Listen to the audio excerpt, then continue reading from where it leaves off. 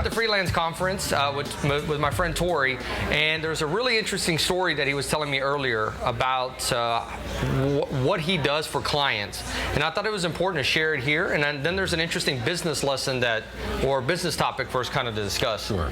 So can you retell me the story, or share the story of the client that you save $5,000 a month for? Right.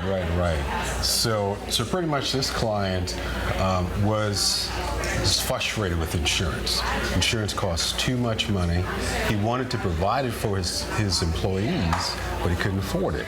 The last agent that came to his door charged him $6,000 a month for like 6 employees. Wow. So, yeah, it's crazy. It's outrageous. So what I did was, when I met him, he says, you know what, I've been quoted $6,000. What can you do that's better? I said, let me take a look. So I looked at all of his employees and the details. And I went inside and I looked at my portfolio of business partners. I have a partnership with Blue Cross Blue Shield, Humana, a whole bunch of them. And I was able to cut his previous quote by $5,000 because I shopped it around. That's incredible. And as a result, he doubled his company. He's doing very well. His employees are sticking around longer because he has health insurance. For a business owner, he has to be smart about his money. So it's not just about growing the business, growing the income, it's managing that money and where it goes. For example, a lot of people do what's called a self-insured plan, which is one of the best models for lots of businesses, because what it allows you to do is you pay money into the self-insured plan, and as an employer, you get to control those funds in what's called a claim bucket. And so that claims bucket is controlled by you, and at the end of the year, if you have lower claims than what's in the claim bucket, you get to keep the excess. Then you get to roll it into your business or roll it into another insurance plan for the following year, and you have more control. Whereas if you go to another model, which is the one that we all know about, which is the fully insured model, that means you pay a premium and then the insurance company agrees to cover you. If you have low claims, high claims, you have no return on investment either way, right? Yes, you may not have to pay a lot of expenses, but most times than not, you're actually losing money because you have a younger population in your business. You're not going to have a lot of claims. So why pay that money to a company who's going to keep that for profit? Is there a cap on how much a company could spend in a year? Like, is there an insurance policy on top of? Yes, okay. It is, yes. So what happens is, with a self-insured plan, let's say, for example, you wanted to put $30,000 in the claims fund for your employees. So that means that every time they go to the doctor, then the bill's presented, and then from that claims fund, they pay that bill. Let's say, for example, someone gets terribly sick with something like cancer, right? And it's $200,000. That same self-insured plan has another insurance on top of that, which is a stop loss, meaning that if it exceeds that $30,000, then that stop loss insurance will pay for everything else.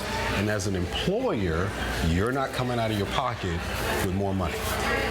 So it's a wonderful arrangement where you get to control the expense, and really you help the employees to think of themselves as little owners of the business. Right. They start getting involved in the process. So then you start transferring some of the incentives for wellness programs and stuff like this. Right. So you get different apps, and so the employee can get an app to see how well they're doing. For example, there's some companies that will actually monitor it. So if someone was prescribed heart medicine, right?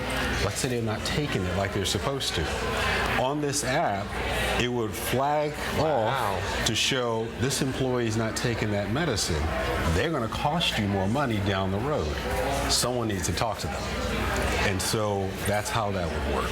So it's just thinking out the box, as an employer, to make sure you're making the best investment in your business and then also in your employees. Because at the end of the day, employees will stay there because you're taking care of them. And one of the ways that you take care of them is through health insurance. That's wonderful. That's great. That's a really valuable lesson, and I don't think a lot of business owners know about those. And what would you say is a good what are good criteria or entry criteria of the kind of business that you would start recommending this to? So what size? Right.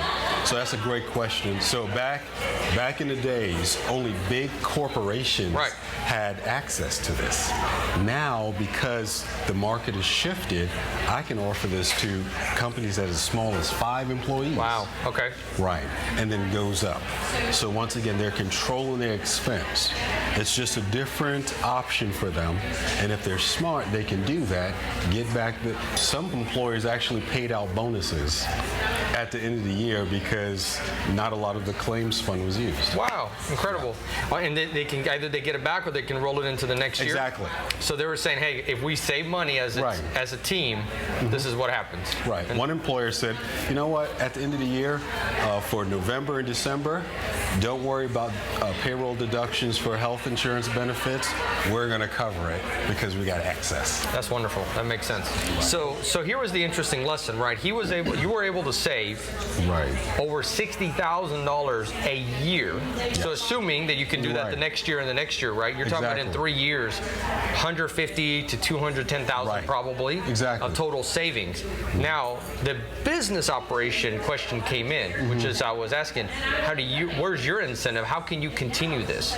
Right. So this is the interesting point, and I think this is what's really important and what's really beautiful about what Tory's doing is that he is motivated to save money, and I know this based on the stories you were telling me up to this point. Right.